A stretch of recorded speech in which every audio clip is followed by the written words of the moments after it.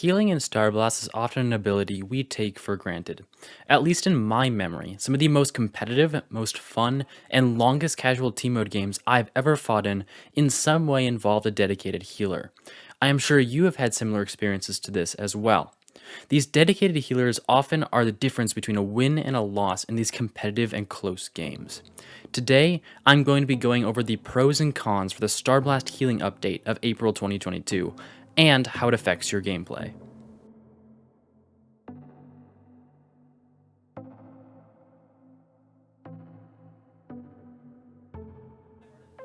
Pro number 1. Audio walls are less powerful. If you are a casual Starblast player, hopefully you don't have to go against things like this in normal games. Think of the audio wall as the Starblast version of the Roman tortoise or testudo shield walls. These shield walls were created through the coordinated efforts of many soldiers positioning their shields into a defensive barrier. This strategy led the Romans to be the top military empire in ancient history. Quick note, if you happen to be in the Badgers clan, mentally move this pro to the con side of this video. At any rate, large quantities of Odysseys, the strongest tier 7 ship in vanilla Starblast, backed up by healing Odysseys, are the eventual result of most AoW battles, and have long been the favorite strategy of the Badgers clan. Due to much player lobbying, mainly by the RR clan, the devs have finally decided to nerf healing by 50%. This means that only half of the default damage amount on your ship will be transferred into healing power, so those healing Odysseys in the rear of Testudo Audi walls will only have half the healing power as before, meaning the Audis in front are easier to kill with organized groups of players. Although this strategy is still incredibly powerful, there is now more of a chance for these formations to fall to organized teams. Pro number 2. Faster casual game times. The second change, other than a 50% healing nerf, is a 25% gem buff for all asteroids in vanilla Starblast, as well as some modding space modes. This means that for all those players who hate the grind of getting to tier 6, the total time between level 1 and level 4 stations is decreased by approximately 25%, although the actual percent will be higher due to less shield regeneration delays. Someone in the comments perhaps calculate this out.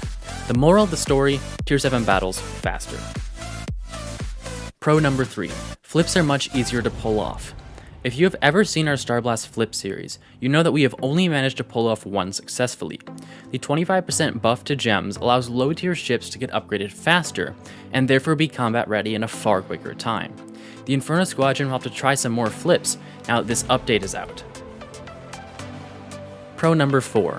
New players having a greater impact in the mining game. Ah yes, noobs. The ones who fly around doing nothing but mining and then losing those gems to the opponent team. The 25% gem buff will allow them to finally make an impact on the game by mining the base in a far more efficient manner. Let's go, noobs!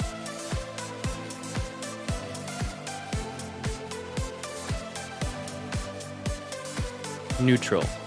Remember those days when you and your friends, assuming you had some, flew around the map as all healers and memed bases without ever shooting them? Yeah, well, those days are over.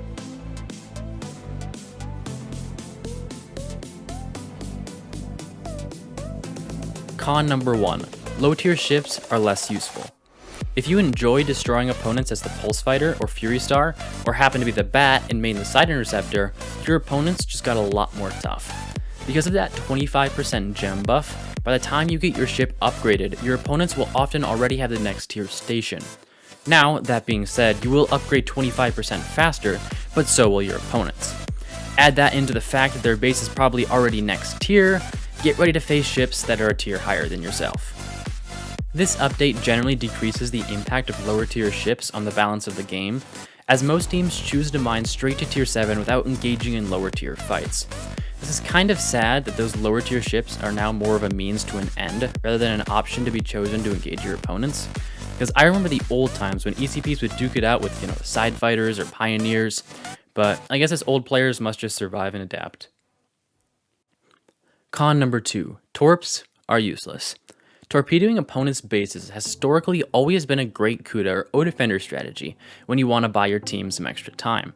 However, don't do this anymore.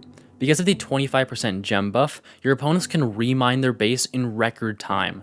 Unless you have a team of friends who want Torp with you, your best bet is placing mines or saving your gems for other purposes. Con number 3. Healing impacts for new players are decreased. If you are a new player to Starblast, one of the greatest ways of helping your team, especially the ECPs in your team, is becoming a dedicated healer and following them around everywhere. I remember both the days when I used to do this, and now as an experienced player when someone follows me. It is incredibly helpful to that ECP and to your team, but the impacts of this just got diminished 50%. Because healers already have a hard time keeping up with shield destructive ships, such as the Kuda or O-Defender, this 50% nerf to healing power just exacerbated that problem. Although I would still encourage new players who want to make the next step to becoming a pro to use this path, it is not as helpful as it once was. Con number 4. You not subscribing. If you are not subscribed, please consider subscribing so that you can get instant updates as to when I've posted our newest video. This is probably the worst con of all, as not subscribing will harm you for the rest of your life. And with that, thank you everybody for listening through this video. I'm sure there are many less known about features that this update affects, so please leave those in the comment section. And have a great day.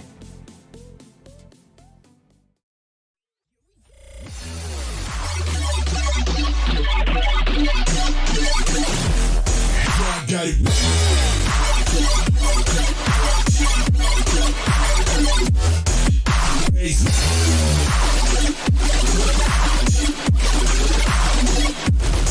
Stand out like